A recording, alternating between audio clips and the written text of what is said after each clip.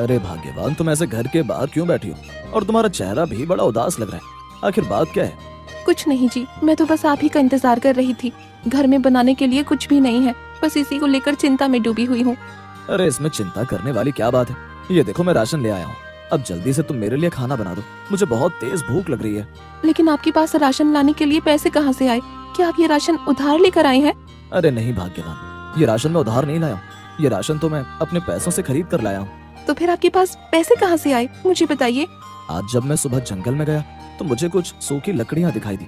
मैंने उन सारी लकड़ियों को इकट्ठा करके एक सेठ को बेच दी और बदले में सेठ ने मुझे लकड़ियों के बदले कुछ पैसे दे दिए। और आप उन पैसों से राशन ले आए, क्यों? मैंने ठीक कहा ना? हाँ भाग्यवान, अब जल्दी से खाना बना दो, फिर हम दोनों साथ बैठकर खाना खाएंगे। जी ठीक है, आप हाथ मुंह धो लीजिए, तब तक मैं हम दोनों के लिए खाना बना लेती हूँ। और फिर शीला खाना बनाने के लिए रसोई में चली जाती है। पता नहीं ऊपर वाला कब हमारी गरीबी को दूर करेगा। हमारी शादी को भी 5 वर्ष बीत चुके हैं, लेकिन मैंने शीला को एक भी उपहार नहीं दिया। और तभी शीला किशोर के लिए खाना ले आती है। वो दोनों बातें करते हुए खाना खाने लगते हैं। भाग्यवान, तुम्हारे खाने का तो जवाब ही नहीं। ऐसा खाना तो किसी ढाबे पर भी नहीं मिलता है। जी, फिर तो आपका बड़प्पन है, वरना मेरे भैया तो कहते थे कि शीला तुमने खाना आज अच्छा नहीं बनाया। अब बंदर क्या जाने अदरक का स्वाद। ए जी, आप मेरे भैया के बारे में ऐसा नहीं कह सकते। अरे अरे भाग्यवान, तुम गुस्सा क्यों करती हो? मैं तो बस मजाक कर रहा था। और फिर वो दोनों हंसी खुशी खाना खाने लगते हैं। जी, आज तो हमने पेट भर के भोजन कर लिया, लेकिन कल हम क्या करेंगे? मुझे तो कुछ समझ नहीं आ रहा। अरे तुम चिंता क्यों करती हो भाग्यवान? कल मैं फिर से जंगल में लकड़ियाँ काटने जाऊंगा और उन लकड़ियों को उस सेठ को बेच दूंगा। अगर आपने पढ़ाई की होती तो आपको ऐसे लकड़ियाँ काटने न जाना पड़ता। अरे मैं नहीं पढ़ा तो क्या हुआ? जब हमारी कोई संतान होगी तो हम उसको बहुत पढ़ाएंगे और उसको एक काबिल इंसान बनाएंगे। कि तो बस ऊपर वाला ही जाने कि हमारे नसीब में क्या लिखा है। खैर छोड़ो भाग्यवान, रात बहुत हो चुकी है, हमें अब सो जाना चाहिए। कल मुझे लकड़ियाँ काटने भी तो जाना है। इतना कहकर किशोर और शीला सो जाते हैं।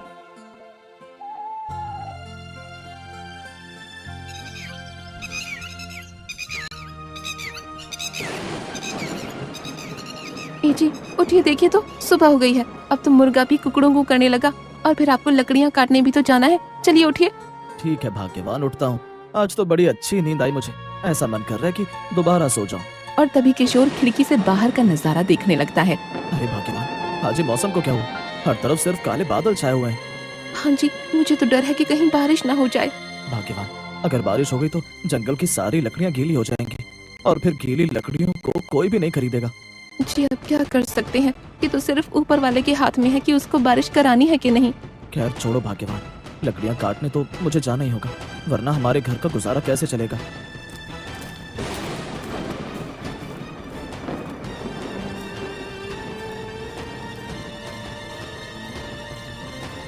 इतना कहकर किशोर अपनी कुल्हाड़ी लेकर एक जंगल की ओर लकड़ियाँ काटने निकल जाता है। ये पेड़ एकदम सूखा है, मुझे इसी पेड़ को काटना चाहिए। इसके बदले मुझे सेठ जी से अच्छे पैसे मिलेंगे। जैसे ही किशोर पेड़ काटने लगता है, तभी बहुत जोरों की बारिश होने लगती है। जिसका डर था वही हुआ। इस बारिश को भी अभी आना था। मुझे जल्दी अपने घर चलना चाहिए, वरना मैं इस बारिश के पानी से बीमार भी पड़ सकता हूँ। और फिर किशोर खाली हाथ अपने घर लौट आता है।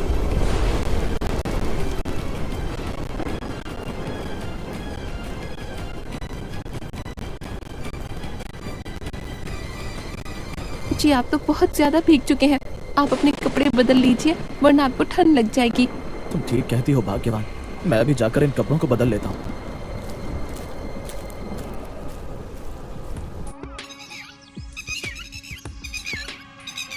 कुछ देर बाद बारिश बंद हो जाती है और फिर किशोर शीला से कहता है, इस बारिश ने सब कुछ तबाह कर दिया। अब तो जंगल की सारी लकड़ियाँ भी गीली हो गई। अब तो मैं लकड़ियाँ काटने भी नहीं जा सकता। अब हमारे घर का गुजारा कैसे होगा? जी, आप चिंता मत कीजिए, अभी हमारे पास कुछ दिनों का राशन बचा हुआ है और कुछ दिन बाद फिर से लकड़ियाँ सूख जाएंगी, तब आप लकड़ियाँ काटने चले जाना। तुम ठीक कहती हो भाग्यवान, मुझे कुछ दिनों का इंतजार करना ही पड़ेगा।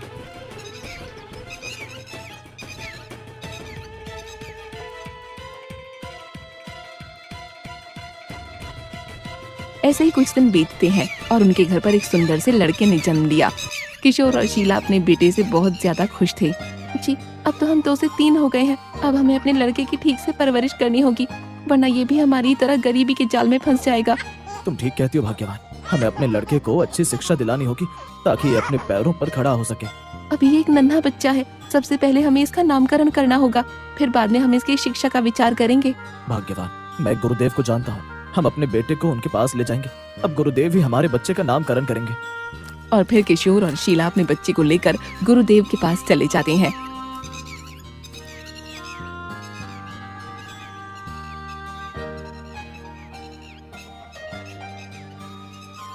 प्रणाम गुरुदेव। बेटा, यहाँ कैसे आना हुआ? गुरुदेव, हमारे घर इस नन्हे मेहमान ने जन्म लिया है। हम आपके पास इसका नामकरण कराने आए हैं। तुम्हारा बेटा बहुत ही होशियार और बुद्धिमान होगा। इसका तेज सूर्य के समान होगा, तो हमें इस बच्चे का नाम सूर्यकांत रखना चाहिए। आज से इस बच्चे का नाम सूर्यकांत होगा। ये तो बड़ा ही अच्छा नाम है गुरुदेव। ठीक है गुरुदेव, आज से हम दोनों इसको सूर्यकांत कहकर पुकारेंगे। और फिर वो दोनों अपने बच्चे को लेकर घर आ जाते हैं।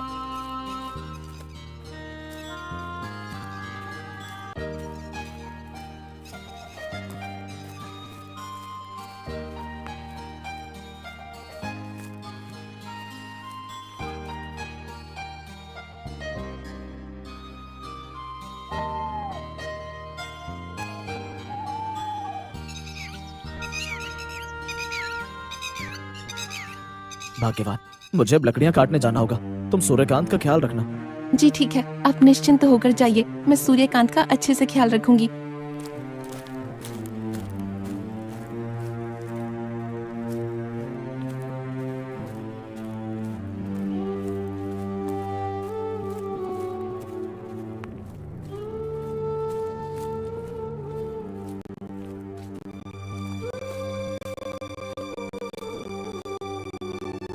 आज मैं इस बड़े से पेड़ को काटूंगा।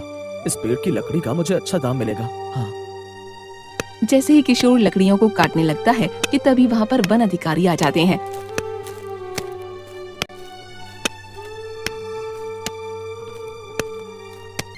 कौन हो तुम, और तुम इस जंगल में क्या कर रहे हो? हाँ जी, मेरा नाम किशोर है और मैं अक्सर इस जंगल में लकड़ियाँ काटने के लिए आता रहता हूँ। हम इस जंगल के वन अधिकारी हैं और तुम ऐसे ही इस जंगल की लकड़ियों को नहीं काट सकते। इस जंगल की लकड़ियों को काटने पर पाबंदी है। जी मुझे माफ कर दीजिए, अब से मैं कभी भी इस जंगल की लकड़ियों को नहीं काटूंगा। तुमने इस जंगल की लकड़ियों को काटा है और तुम्हें इसकी सजा मिलेगी। अब तुम्हें जेल जाना होगा। जेल का नाम सुनकर किशोर बहुत ज्यादा डर जाता है। मालिक, मुझे माफ कर दीजिए, मैं बहुत ही गरीब आदमी हूँ, मुझ पर दया कीजिए। आइंदा मैं इस जंगल में कभी भी कदम नहीं रखूंगा। कृपया करके मुझे छोड़ दीजिए। ठीक है, इस बार तो हम तुम्हें छोड़ देते हैं, लेकिन अब कभी तुम इस जंगल में दोबारा नजर आए तो अगली बार हम तुमको छोड़ेंगे नहीं। आपका बहुत बहुत धन्यवाद मालिक। चलो अब जाओ यहाँ से, दबाओ जाओ। और फिर किशोर उदास मन से अपने घर पर आ जाता है।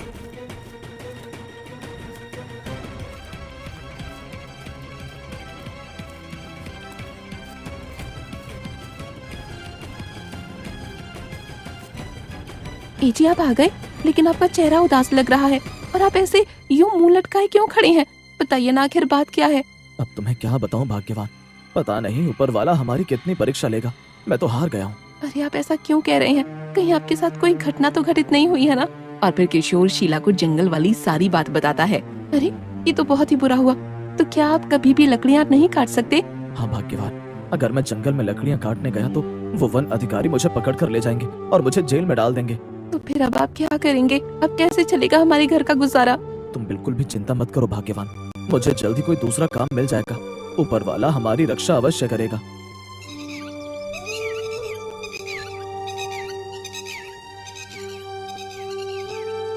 ऐसे ही कुछ वर्ष बीत जाते हैं। सूर्यकांत अब 10 वर्ष का हो चुका था। किशोर और शीला को उसकी शिक्षा की चिंता सताया करती थी। फिर एक दिन शीला किशोर से कहती है, जी हमारा सूर्यकांत अब 10 वर्ष का हो चुका है, हमें उसे शिक्षा प्राप्त करने के लिए कहीं भेजना होगा।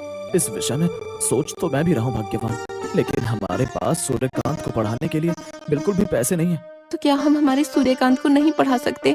तुम चिंता मत करो भाग्यवान, मैं सेठ धनीराम से कुछ पैसे उधार ले लूंगा और अपने बेटे को एक उच्च गुरुकुल में शिक्षा प्राप्त करवाऊंगा। लेकिन वो सेठ धनीराम तो बड़ा ही लालची व्यक्ति है। वो अपने पास किसी वस्तु को गिरवी रखने की मांग करेगा तो फिर क्या कहेंगे? वो सब तुम मुझ पर छोड़ दो भाग्यवान, मैं सब संभाल लूंगा। इतना कहकर किशोर सेठ धनीराम के घर पर चला जाता है।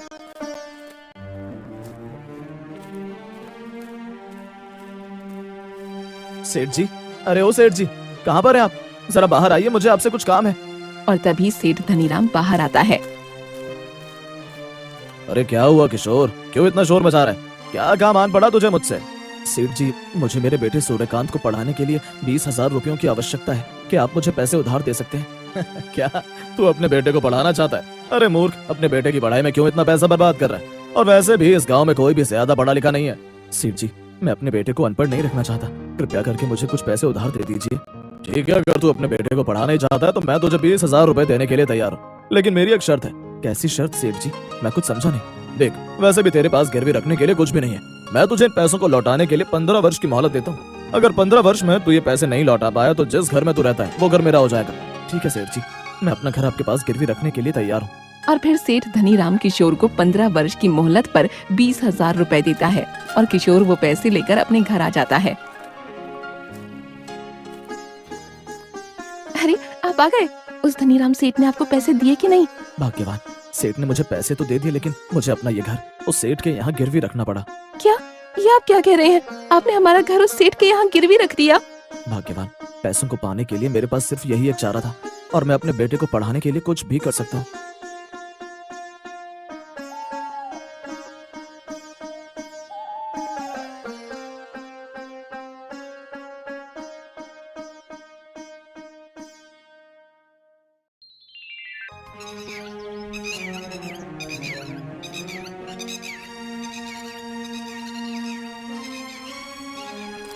अगले दिन किशोर सूर्यकांत को गुरुदेव के पास शिक्षा प्राप्त करवाने के लिए ले जाता है।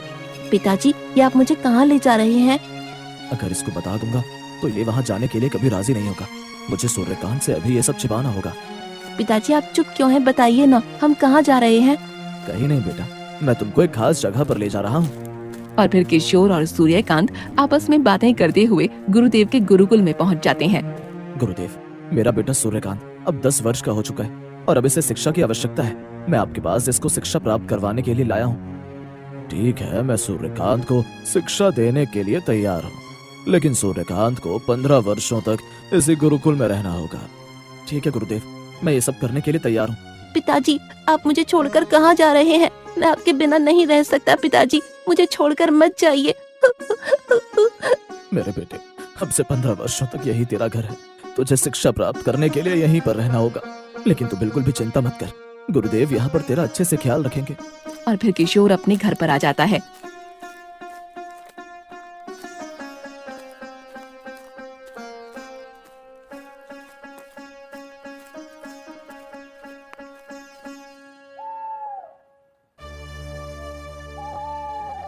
जी, मुझे सूर्यकांत की बहुत तेज याद आ रही है। मन कर रहा है कि उसको अपने गले से लगा लूं। याद तो मुझे भी आ रही है भाग्यवान, लेकिन अभी हम कुछ नहीं कर सकते।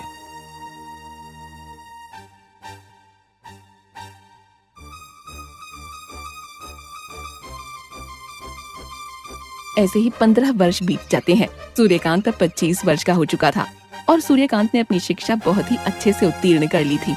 सूर्यकांत, आज तुम्हें इस गुरुकुल में पूरे 15 वर्ष हो चुके हैं और तुमने अपनी शिक्षा को बहुत ही अच्छे तरीके से उत्तीर्ण किया है।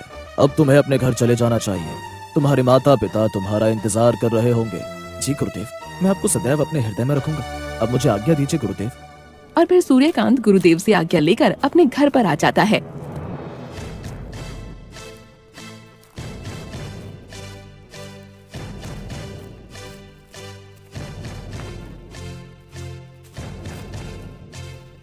अरे माँ, पिताजी, बाहर आइए। अरे देखिए तो कौन आया है। अरे क्या हुआ, कौन है भाई? अरे पिताजी, आपने मुझे पहचाना कि नहीं? अरे सूर्यकांत तू? अरे भाग्यवान, सुनती हो? अरे देखो तो कौन आया है। और तभी शीला भी वहाँ आ जाती है। अरे बेटा, तू आ गया। मैंने तुझे कितना याद किया। मैं हर पल तेरा इंतजार करती थी। अरे माँ, अब मैं यहाँ आ गया हूँ ना, तो फिर तुम रो क्यों रही हो? चलो अब चुप हो जाओ। अरे बेटा, तू बाहर क्यों खड़ा है? अंदर आना। 2 दिन बीत जाने के बाद सेठ धनीराम को किशोर की याद आ जाती है और वो खुद से कहता है, अरे आज तो पूरे 15 वर्ष बीत चुके हैं। मुझे उस किशोर के बच्चे से 20,000 रुपए लेने हैं। आज शाम को ही मैं उसके घर जाऊंगा। अरे माँ, पिताजी, आप दोनों ऐसे मुंह लटकाकर क्यों बैठे हो? आखिर बात क्या है? बेटा, मैंने तेरी शिक्षा के लिए सेठ धनीराम से 20,000 रुपए उधार लिए थे। आज पूरे 15 वर्ष हो चुके हैं। वो अपने पैसे किसी भी समय लेने आ सकता है और अगर हमने उसके पैसे नहीं लौटाए तो वो हमारा घर हड़प लेगा और हम सड़क पर आ जाएंगे। ऐसा कुछ भी नहीं होगा पिताजी, ये सब आप मुझ पर छोड़ दीजिए, मैं सब संभाल लूंगा।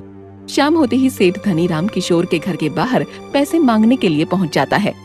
अरे किशोर, ओ किशोर, कहाँ है तू? अरे बाहर निकल और मुझे मेरे पैसे वापस कर। माँ, पिताजी, लगता है सेठ धनीराम यहाँ पर आ गया। आप दोनों बाहर मत निकलिएगा, मैं सब संभाल लूंगा। अरे क्या हुआ सेठ जी, क्यों मेरे पिताजी को इतना आवाज लगा रहे हो, क्या बात है? ओ अच्छा, तो तुम ही सूर्यकांत हो। तुम्हारे पिताजी ने तुम्हारी पढ़ाई के लिए मुझसे 20,000 रुपए उधार लिए थे, मैं बस उन्हीं को वापस लेने आया हूँ। कहाँ है तुम्हारे पिताजी? लेकिन सेठ जी, पिताजी तो कुछ काम से बाहर गए हैं, कल सुबह तक लौट आएंगे। पिताजी नहीं है तो क्या हुआ, तुम तो घर पर हो, अब जल्दी से मुझे मेरे 20,000 रुपए दे दो। सूर्यकांत बहुत ही बुद्धिमान व्यक्ति था।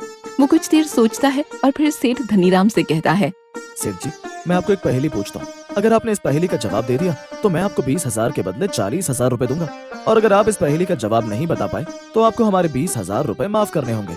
40,000 का नाम सुनकर सेठ धनीराम के मन में लालच आ जाता है। ठीक है, मुझे मंजूर है, मैं हर पहेली का जवाब जानता हूँ, पूछो तुम्हें जो पूछना है। लेकिन सेठ जी, मुझे आपकी बातों पर विश्वास नहीं है, आपको मुझसे वादा करना होगा। अरे मैं इस कौए की सौगंध खाकर कहता हूँ कि मैं पहेली का उत्तर नहीं दे पाया तो मैं तुमसे मेरे पैसे नहीं लूंगा। तो ठीक है, सुनिए, हरी मछली के हरे अंडे, नहीं बताओगे तो पड़ेंगे डंडे, बताओ क्या? अरे ये तो इसने बड़ी मुश्किल पहेली पूछ ली, इसका जवाब तो मुझे पता ही नहीं है, अब मैं क्या करूं? क्यों सेठ जी, नहीं पता ना आपको इस पहेली का जवाब? मैं हार मानता हूँ, मुझे इस पहेली का जवाब नहीं पता, अब तुम ही इस पहेली का उत्तर दो। सेठ जी, इसका सही उत्तर है मटर। क्या? इसका जवाब एक मटर है? लेकिन कैसे? सेठ जी, मटर एक मछली के आकार की होती है और उसके अंदर जो दाने होते हैं वो बिल्कुल अंडे के समान होते हैं, इसलिए इस पहेली का सही उत्तर मटर है। और तभी धनीराम गुस्से में सूर्यकांत से कहता है, मैं कुछ नहीं जानता, मुझे मेरे पैसे वापस चाहिए, नहीं तो मैं तुम्हारी शिकायत महाराज से करूंगा। ये क्या सेठ जी, आप तो अपने वादे से मुकर रहे हैं, लेकिन कोई बात नहीं, अगर आप महाराज के पास जाना ही चाहते हैं तो कल सुबह हम महाराज के दरबार चलेंगे, अब फैसला वहीं पर होगा।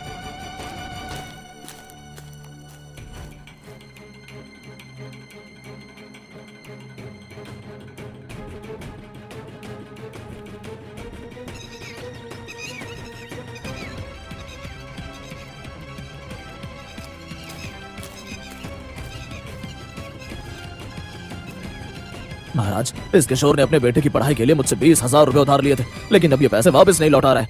महाराज, मेरे पिताजी की ओर से मैं कुछ कहना चाहता हूँ। कहो, क्या बात है? महाराज, इस सेठ ने कल एक कौए की सौगंध खाकर ये कहा था कि ये हमसे पैसे नहीं लेगा और अब ये वादे से मुकर रहा है।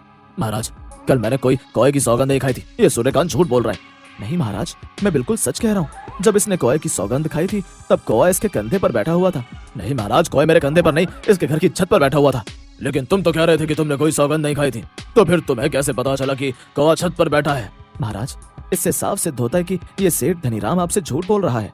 तुमने मुझसे झूठ बोला धनीराम, मैं तुमको छोड़ूंगा नहीं। सैनिकों, बंदी बना लो इसको और इस सेठ को कारावास में डाल दो। और फिर राजा ने उस सेठ को कारावास में डलवा दिया। भाई मान गए सूर्यकांत, तुम बड़े ही बुद्धिमान और होशियार हो, मैं तुमको 1,000 स्वर्ण मुद्राएं उपहार स्वरूप भेंट करता हूँ। आपका बहुत बहुत धन्यवाद महाराज, आपका ये उपकार हम जिंदगी भर नहीं भूलेंगे। सेठ धनीराम को अपने लालच और झूठ के